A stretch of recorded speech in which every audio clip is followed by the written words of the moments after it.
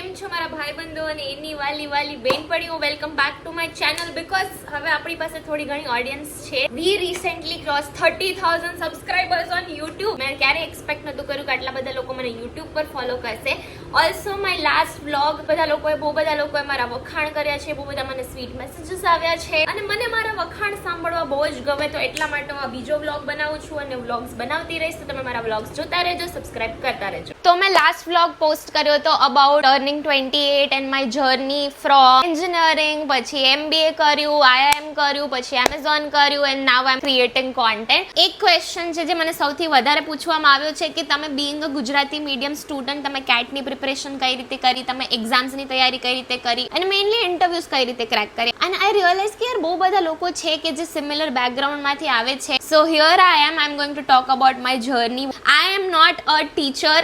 મારી એડવાઇસ તમારે એકદમ આમ પેપર પર લખેલી એડવાઇસની જેમ ના લેવી જોઈએ. But I am going to talk about vote really હેલ્પ્ડ me and what all things that I did. અને આ વિડીયોથી જો ખાલી 2-3 લોકોને પણ હેલ્પ થતી હોય તો ભાઈ આઈ એમ હેપી. ખુશ રહો યાર. સો એઝ યુ ઓલ નો, હું ગોંડલથી આવું છું અને મેં મારું 10th સુધીનું એજ્યુકેશન ગોંડલમાં જ કર્યું છે. અને એ ટાઈમ પર બહુ બધી ઇંગ્લિશ મીડિયમ સ્કૂલ નથી ગોંડલમાં. એટલે બધા મા બાપની જેમ મારા મા બાપે પણ મને ગુજરાતી મીડિયમમાં એડમિશન અપાવી દીધું. તો 10th સુધી હું ગુજરાતી મીડિયમમાં હતી. ઇવન સાયન્સ પણ મેં ગુજરાતી મીડિયમમાં કર્યું. But I was a topper. 11th-12thમાં PCM નો સ્કોર મારો 93% હતો. ઓવરઓલ મારો 89% હતો અને પર્સન્ટેજ આપણા 99 હતા. બરાબર. તો હતી તમારી બેન પણ એક નંબરની ટોપર. પણ આ બધું મને કઈ ભાષામાં આવડતું હતું? ગુજરાતી ભાષામાં આવડતું હતું. હવે સાયન્સમાં સારો સ્કોર આવ્યો એટલે તમે એન્જિનિયરિંગ કરવાના. પણ JEE માં મારો સ્કોર સારો નતો આવ્યો એટલે આપણું IIT માં એડમિશન ના થયું. પણ બાકી ગુજરાતની સારી એવી કોલેજીસમાં મને એડમિશન મળતું હતું. આઈ વોઝ લાઈક ઠીક છે કે ચલો ગવર્મેન્ટ કોલેજમાં એડમિશન લઈ લઈશું, થોડા ઘણા પૈસા બચી જશે, બાકી જે થવું હશે જોવાઈ જશે. મેં મારું એન્જિનિયરિંગ કર્યું છે બિરલા વિશ્વકર્મા મહાવિદ્યાલય વલ્લભ વિદ્યાનગરથી. Yes, I am a VVN girly. I was doing my electrical engineering from 2015 to 2019. But engineering કોલેજમાં તો તમે એક્સપેક્ટ ના કરી શકો કે બધા લોકો તમને ગુજરાતીમાં આવીને બધું સમજાવીને જાય. Now as I discussed in my previous vlog કે બહુ બધા રીઝન્સ હતા કે જેને લીધે એન્જિનિયરિંગમાં હું સારું પરફોર્મ ના કરી શકી. But one of the biggest reason was કે ભાઈ મને સમજાતું જ નહોતું. ફર્સ્ટ ઓફ ઓલ, તમે આખી જિંદગી અને ઇવન સાયન્સમાં તમે બધું ગુજરાતીમાં ભણ્યો છો, તમે ગુજરાતીમાં વિચારો છો, તમે ગુજરાતીમાં બોલો છો, તમારી આજુબાજુમાં બધું ગુજરાતીમાં થાય છે. સડનલી એ ચેન્જ આવે કોઈ માણસ માટે તો ઇટ ઇઝ વેરી ડિફિકલ્ટ. સો તમે અગર ગુજરાતી મીડિયમ સ્ટુડન્ટ છો અને રિસેન્ટલી તમે એન્જિનિયરિંગમાં કે કોઈ બી કોલેજમાં એડમિશન લીધું છે જ્યાં સડનલી ઇંગ્લિશ આવી ગયું છે, તો પ્લીઝ અકનોલેજ કે ભાઈ આ એક જિંદગીનું બહુ મોટું ટ્રાન્ઝિશન છે. તો it's okay, it's fine to feel that way, it's fine to feel lost. હવે એન્જિનિયરિંગમાં આવતા પહેલા સુધી તું એક નંબરની ટોપર હતી એટલે મને ક્યારે એવું રિયલાઇઝ ના થયું કે ભાઈ મને ઇંગ્લિશ નથી બોલતા આવડતું તો આટલો મોટો પ્રોબ્લેમ હોઈ શકે. But when I got into engineering I realise કે ભાઈ આ એક બહુ મોટો પ્રોબ્લેમ છે. હવે મને બહુ બધી વસ્તુ ટ્રિગર નથી કરતી જિંદગીમાં, પણ મને એક વસ્તુ જે બહુ મોટી ટ્રિગર કરી ગઈ, that I appeared for an interview in my college to join a committee. અને ઇન્ટરવ્યુમાં એ લોકો બધાને રેગ જ કરતા હતા. બરાબર. પણ મારા ઇન્ટરવ્યુમાં એવું થયું કે એ લોકોએ મને સૌથી વધારે એક આ વસ્તુ પર ગ્રીલ કરી કે તને ઇંગ્લિશ બોલતા નથી આવડતું તો why you should be part of this committee. તો હું ઓલરેડી બહુ જ ઇન્ફિરિયર ફીલ કરતી હતી અને કોઈએ મને ઇન્ટરવ્યુમાં એ વસ્તુમાં ગ્રીલ કરી. At the end of it I cleared the interview. મને લાગે છે એ લોકો મને હેરાન કરવા માટે જ પૂછતા હતા, એ લોકો મારો વિલ પાવર ચેક કરવા માટે જ પૂછતા હતા. So that interview was my breaking point કે ભાઈ તને તો એક સેન્ટેન્સ એ પ્રોપરલી ઇંગ્લિશમાં બોલતા નથી આવડતું. ભલે તારી પાસે ગમે તેટલું નોલેજ હોય બટ તને એ નોલેજ ઇંગ્લિશમાં કન્વે કરતા આવડવું જોઈએ. And that was the point I realise કે ભાઈ અબ તો કુછ કરના પડેગા. Also one thing off topic, આ કુર્તી જોઈ તમે લોકોએ કેટલી મસ્ત છે. લાસ્ટ વ્લોગમાં કે હું ટેન્ક ટોપ પહેરીને બેઠી હતી અને નાવ સડનલી ધીસ ટ્રાન્ઝિશન પુ બની પાર્વતી. કમ ટુ ધ ટોપિક ખુશી.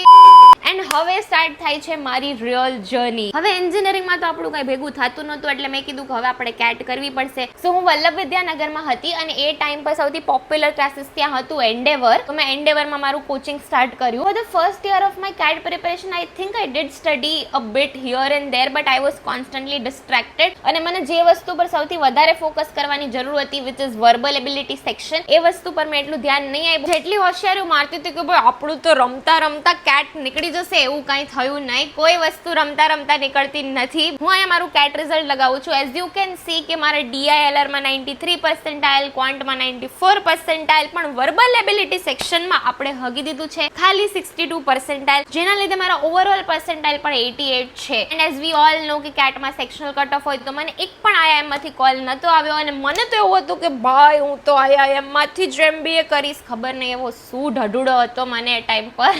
એટલે સાવ એવું નહોતું કે મને બીજી સારી કોલેજમાં એડમિશન મળી જત તો હું લઈ લેત. મેં NMET પણ આપી હતી, મેં સ્નેપ આપી હતી, મેં ZAT આપી હતી, મેં બહુ બધી એક્ઝામ આપી હતી. જેટલી એક્ઝામ હતી એ બધી જ મેં આપી હતી, પણ બધામાં ઇંગ્લિશના લીધે મારું રહી ગયું. અહીંયા હું મારું ZAT સ્કોર કાર્ડ પણ લગાવું છું. એઝ યુ કેન સી ક્વોન્ટમાં મારા 92 પર્સન્ટાઇલ છે, ડિસિઝન મેકિંગમાં 74 છે, વર્બલ એબિલિટીમાં કેટલા મારા 36 પર્સન્ટાઇલ. 36 પર્સન્ટાઇલ. ક્યાં એક છોકરી ટોપ કરતી હતી એને 36 પર્સન્ટાઇલ. તો ઓવરઓલ આપણે 73 પર્સન્ટાઇલ આવ્યા ZATમાં, એટલે ZAT પણ આપણું ના થયું. બટ આ સ્કોર કાર્ડ યાદ રાખજો, આપણું ZATનું 2019 નું સ્કોર કાર્ડ છે જેમાં મારા 36 પર્સન્ટાઇલ આવ્યા છે, because story is just getting better. So કેટના ફર્સ્ટ અટેમ્પમાં આપણે એવું કંઈ ખાસ ઉખાડ્યું નહીં, એટલે 50,000 રૂપિયા એક્ઝામ આપવાના, ઇન્ટરવ્યુ દેવા જવાના, બધા જ પૈસાનું આપણે પાણી કરી દીધું. પછી એવું થયું કે ના હવે આપણે ડ્રોપ લઈશું, સિરિયસલી પ્રિપેર કરશું, અને આ વખતે તો ઇંગ્લિશમાં પૂરું ધ્યાન આપવાનું જ છે. So I decided to shift to Vadodara. એ ટાઈમ પર જેટલી પણ એન્ડેવરની બ્રાન્ચ હતી એ બધી IMS વાળા એક્વાયર કરી દીધી હતી, અને IMS વાળા રિપીટર્સને ડિસ્કાઉન્ટ પણ આપતા હતા. મેં કીધું ભાઈ ઓફકોર્સ 50,000 રૂપિયા પાછા નથી નાખવાની આ બધી વસ્તુમાં. બોલો, અડધી કલાક મેં વ્લોગ શૂટ કર્યો, એમાં મારું કમર ને ખભો બધું જ દુખવા માંડ્યું. ઉંમર થઈ ગઈ છે મારી, હું બેઠા બેઠા થાકી ગઈ, એટલે હવે હું સોફા પર શિફ્ટ થઈ ગઈ છું. આરામથી ટેકો દેતા દેતા જ વાત કરીશ. મેં જો આ બધું પ્રિપેર કર્યું છે કે મારે શું શું બોલવાનું છે, but before I move forward with that, one thing you should નો કે હું ડ્રોપ લેતી હતી તો મારે એન્જિનિયરિંગની કંઈ સ્ટડીઝ નથી કરવાની, બિકોઝ મારા પેરેન્ટ્સ મને ફાઇનાન્શિયલી સપોર્ટ કરતા હતા એ ટાઈમ પર, તો મારે કંઈ જોબ કરવાની પણ જરૂર નથી. એન્ડ ઓલરેડી મેં કેટ કોચિંગ એકવાર કરી લીધું હતું, તો એવું પણ નહોતું કે મારે કંઈક નવું શીખવાનું છે. First and most important thing I implemented was to develop a habit of reading. And when I say reading, it means everything. Start reading articles, start reading books થોડી ઘણી એ ટાઈમ પર જે મેં વાંચી હતી was Da Vinci Code, Animal Farm, Alchemist, To Kill a Mockingbird, Fountainhead, અને બીજી બહુ બધી હતી. If you are doing a coaching classes, તમને તમારા પ્રોફેસર્સ જ રેકમેન્ડ કરશે. ઊભું થયા વગર જેટલું પણ તમારો વર્બલ એબિલિટીના સેક્શનનો ટાઈમિંગ હોય ને એટલું તમારે કોન્સ્ટન્ટલી વાંચવાની આદત રાખવાની. ના એ ટાઈમ પર 3 કલાકની એક્ઝામ હતી, તો 1 કલાકનો આખો સેક્શન હતો, તો 1 કલાક ઊભું થયા વગર તમારે કોન્સ્ટન્ટલી વાંચવાની હેબિટ ડેવલપ કરવાની. અને એક દિવસ એક બુક વાંચી લીધી એટલે પતી ગયું એવું નહીં, તમારે રોજ વાંચવાની આદત પાડવાની. હવે એ ટાઈમ પર મારું શેડ્યુલ એવું હતું કે હું 7:30 કે 8 વાગે ઉઠી જતી હતી. By the time it's 9 o'clock કાં તો હું લાઇબ્રેરીએ જતી રહું, કાં તો હું ક્લાસ જતી રહું. First thing that I use two do was to constantly read for 2 hours. So there are a lot of website કે જે બહુ સારા અને ડિફિકલ્ટ આર્ટિકલ્સ આવે છે, અને ક્યારેક તો એ બધા આર્ટિકલ્સ જ કેટ એક્ઝામમાં આવી જતા હોય. તો એવી વેબસાઇટમાંથી આર્ટિકલ્સ વાંચવાના કે જ્યાં હાઈ પ્રોબેબિલિટી છે કે આર્ટિકલ્સ જ તમારી એક્ઝામમાં આવી જાય. I might sound like a very strict teacher, but ભાઈ હું એ ટાઈમ પર બહુ જ પડાકુ હતી, તો મેં આટલું બધું ભણી લીધું. હવે મને નથી લાગતું મારાથી એવું બધું થાય. So one pro tip, if you know કે તમારો 12 વાગ્યાનો સ્લોટ છે કેટનો કે 8 વાગ્યાનો સ્લોટ છે, કે તમારે એ જ 1 કલાકમાં વાંચવાની આદત પાડવાની. તો મારો સેકન્ડ સ્લોટ હતો, અને સેકન્ડ સ્લોટમાં વર્બલ એબિલિટી કંઈક 12 થી 1 કે 1 થી 2 માં આવતું હતું. તો પછી જ્યારથી મને ખબર પડી કે ભાઈ મારો સ્લોટ આ ટાઈમ પર છે, ત્યારથી હું એ જ ટાઈમ પર ડેડિકેટેડલી 1 કલાક વાંચવાની પ્રેક્ટિસ કરતી હતી. This might sound stupid, but it really help me like keep my mind alert. અને જેવી તમને તમારા કેટ એક્ઝામનો સ્લોટ ખબર પડે ને, તમારે એના 1 મહિના પહેલાથી બસ એ જ ટાઈમ પર મોક ટેસ્ટ આપવાની ચાલુ કરવાની, so that your mind prepares you for the day. અને એ દિવસે તમને એવું ના લાગે કે અરે ભાઈ આ ક્યાં આવી ગયા. તો તમારે તમારું રૂટીન એ અરાઉન્ડ સેટ કરવાનું જે અરાઉન્ડ તમારી એક્ઝામ છે. Second thing I started doing was two watch a lot of English shows. Very entertaining, મને તો બહુ ગમતું હતું. જ્યારે તમને ભણવું ના હોય ને ત્યારે તમે શો જોવાના ચાલુ કરી દો. તો watch all of the shows that really helps you with day to day English. કોઈ એવો શો નહીં હોય જેમાં તમે વર્બલ એબિલિટીના આર્ટિકલ શીખી જશો, પણ ડે ટુ ડે ઇંગ્લિશની અન્ડરસ્ટેન્ડિંગ પાડવા માટે, બોલવાની આદત પાડવા માટે, અને તમે ઇંગ્લિશમાં થોડું ઘણું વિચારવાનું ચાલુ કરો, એના માટે this shows really help. And watch English shows with subtitles. Itself, મતલબ જે બોલે છે વાંચવાની પણ આદત પડવી જોઈએ. આવી રીતના ઇંગ્લિશમાં વાત થાય, આ સેન્ટેન્સ આવી રીતના પણ બોલાય. ડે ટુ ડે ઇંગ્લિશમાં અને કોન્વર્ઝેશનલ સ્કિલ્સમાં ઇટ રિયલી હેલ્પ્સ. શોઝ જોવાની સાથે સાથે મેં ઇંગ્લિશ ગીતો સાંભળવાના પણ ચાલુ કર્યા હતા, અને જ્યારે પણ હું ઇંગ્લિશ ગીતો સાંભળું ને એટલે સામે પેલું શું કહેવાય લિરિક્સ ચાલુ હોય મારે, એટલે મને ખબર પડે કે એ લોકો શું બોલે છે એન્ડ ઓલ. તમને ડે ટુ ડે લાઈફમાં ઇંગ્લિશ સાંભળવાની આદત પડવી જોઈએ. Third and most important thing was this book called word power made easy by Norman Louis.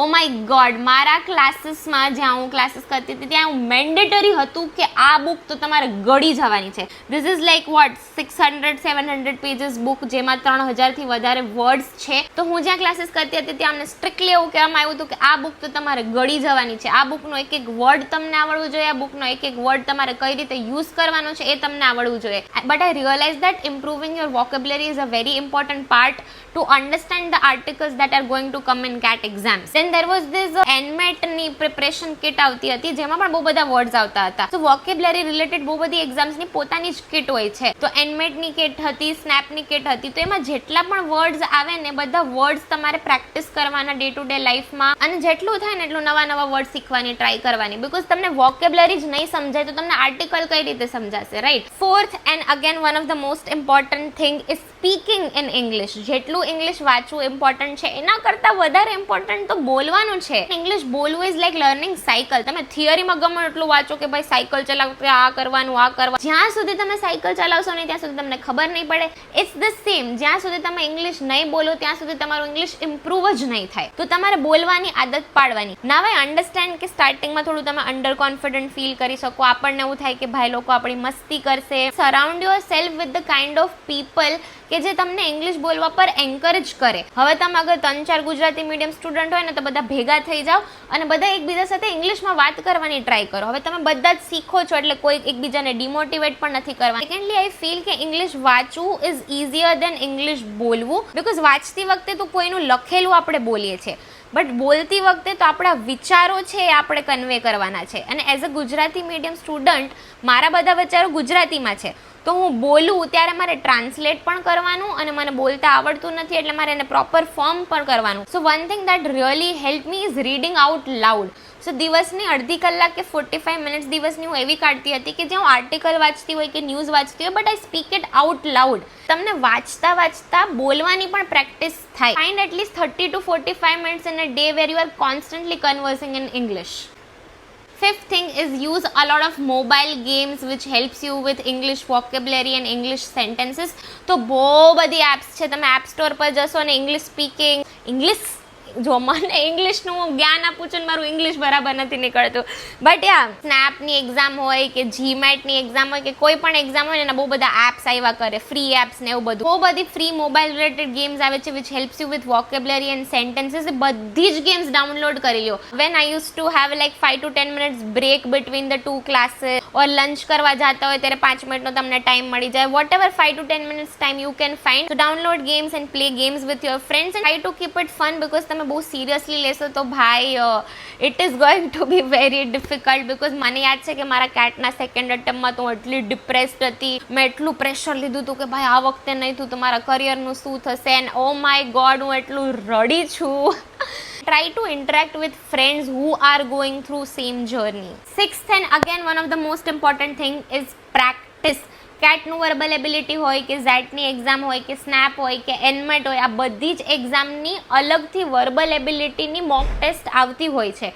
તો જેટલી તમે વધારે મોક ટેસ્ટ આપશો ને એટલે તમને ખબર પડશે કે ભાઈ ક્યાં આપણે શું ભૂલ કરીએ છીએ. અને પછી હું 2-3 કલાક બેસીને મેં જે એક્ઝામ આપી હું એને એનાલિસિસ કરતી હતી કે ભાઈ મેં ક્યાં શું ભૂલ કરી, મને કઈ વસ્તુ નહોતી સમજાતી જે આવી રીતના કરવાની હતી. અને હું મારા ફ્રેન્ડ્સ લોકો સાથે બેસીને ડિસ્કસ કરતી હતી કે જેનું વર્બલ એબિલિટી સેક્શન બહુ સારું હતું. તો practising verbal ability section separately is very important. And after appearing for that, analyzing it for at least 2 to 3 hours is also very important. તો જેટલી પ્રેક્ટિસ થાય એટલી બધી જ એક્ઝામના વર્બલ એબિલિટી સેક્શનની પ્રેક્ટિસ કરો. there is nothing more important than that.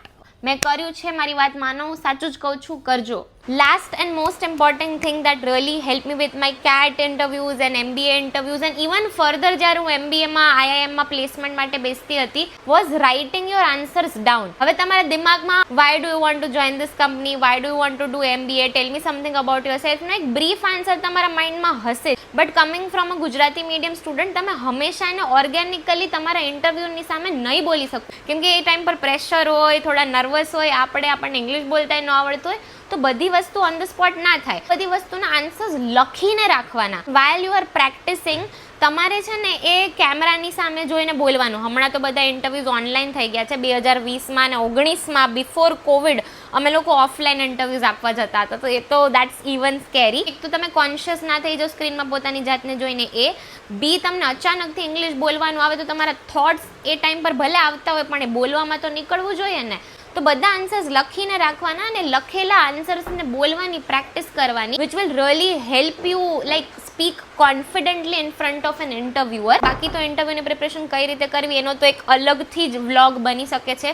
જો તમને vlog જોતો હોય તો ડુ કોમેન્ટ. તો એક વર્ષ ડેડિકેટેડલી મારા ઇંગ્લિશ પર અને વર્બલ એબિલિટી સેક્શન પર કામ કર્યા પછી this was my CAT 2 score card. તમે જોઈ શકો છો મારા વર્બલ એબિલિટીમાં જેમ તેમ કરીને 89 તો આવી ગયા છે. આઈ વોઝ હોપિંગ કે 90+ આવી જાય પણ ના આવ્યા, બટ એટલીસ્ટ મેં સેક્શનલ ક્લિયર કરી દીધું. DALR માં ફર્સ્ટ અટેમ્પમાં 93 આવ્યા હતા, આ વખતે મેં એમાં હગી દીધું તો 86 આવ્યા. somehow I scored 98 percentile in quant and overall મારા 96 percentile આવી ગયા છે. Now this is the best part about this video. Do you remember કે મેં તમને એવું કીધું હતું કે ZAT ના ફર્સ્ટ અટેમ્પમાં મને ખાલી 36 percentile આવ્યા હતા verbal એબિલિટીમાં. This is my ZAT second attempt scorecard. I scored 99 percentile in verbal ability section in my second attempt. From 36 percentile to 99 percentile. I mean, this is still one of the best achievements of my life. I'm really proud of this. You can see કે મેં આમાં ક્વોન્ટમાં પણ સારું score કર્યો, but મારું decision મેકિંગમાં ખાલી 40 percentile. મતલબ એક વર્ષમાં મેં એવા બધા શું ડિસિઝન ખરાબ લઈ લીધા કે મારું ડિસિઝન મેકિંગ 40 percentile રહી ગયું. ઓવરઓલ તો સેકન્ડ અટેમ્પમાં મારી ZAT ડૂબી ગઈ, but I am very proud કે ભાઈ એટલીસ્ટ વર્બલ એબિલિટીમાં 99 percentile આવ્યા. અને ખાલી એ વસ્તુ માટે જ મેં આ સ્કોર કાર્ડ બચાવીને રાખ્યું છે, બાકી તો આનો કઈ બહુ યુઝ નથી. આવી રીતના એક વર્ષ ડેડિકેટેડલી પ્રિપરેશન કર્યા પછી જેમ તેમ ધક્કા મારતા મારતા મારું ઇંગ્લિશ ઇમ્પ્રૂવ થયું. હું એવું તો નહીં જ કહું કે ફૂલ્લી એક વર્ષમાં એકદમ ધડાધડ બધું શીખી ગઈ, પણ એટલું મને આવડી ગયું કે જેનાથી મારી CAT અને ZAT ને બીજી બધી એક્ઝામ હતી એ ક્લિયર થઈ ગઈ. વધારે સારું બોલતા તો મને એવું લાગે છે કે હું IIM માં આવી અને IIM પછી જ્યારે હું ઇન્ટરવ્યુની પ્રિપરેશન કરતી હતી ત્યારે મારું વધારે સ્પીકિંગ ને બધું સારું થયું ને કોન્ફિડન્ટ તો હું હમણાં જ કહીશ કે 1-2 વર્ષમાં જ હું કોન્ફિડન્ટ થઈ છું. તો it takes time. So if you are a Gujarati medium student, it's okay, no need to worry about this. It's a process. ધીરે ધીરે તમને 1-2 વર્ષમાં ઇંગ્લિશ બોલતા આવડી જશે ને રાતોરાત ઇંગ્લિશ આવડી જશે એવું ના હોય ને. આપણે 20 વર્ષથી ગુજરાતીમાં બોલતા હોય ને સડનલી તમને 21 વર્ષે કોઈ કહે કે ના હવે તમે બધું ઇંગ્લિશમાં જ કરો, તેવું ના થાય. It takes time, it takes practice, it takes patience. And if you want more such topic and if you want me to talk about any other topic, feel free to comment. I would love to make another vlog around that. And if you are a Gujarati medium student, I'm sending you virtual hugs.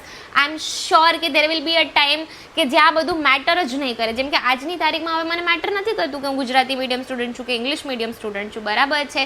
તો few years down the line it is going to work out. Few years down the line you are not going to worry about કે અરે ભાઈ મને English બોલતા નથી આવડતું, because things eventually get better. So all the best for your exams, all the best for whatever you are trying to achieve, and do comment if you have liked this video. Subscribe to my channel. Bye bye. આવજો. જય શ્રી કૃષ્ણ.